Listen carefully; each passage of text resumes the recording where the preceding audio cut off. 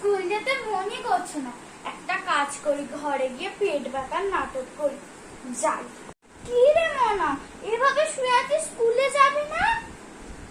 ও মা, কি পেট ব্যথা করছে। ও মা, কি পেট ব্যথা করছে গো। স্কুলে যাবি না? তোর বাবা তো তোর জন্য এত লজেন্স আনলো, তুই টিফিন নিয়ে যাবি বলে। আর কত কেক জানিস? আর জানিস কি হয়েছে? আমি না চিকেন করেছি, তুই খাবি নি? তাহলে এনে মনা, পাঁচনটা খেয়ে নে।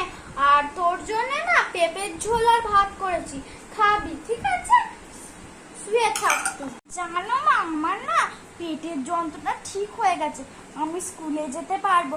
তুমি আমার জন্য লজেন্স আর কেকটা টিফিনে দাও, আর বাড়ি এসে আমি মাংসটা খাবো। ঠিক আছে?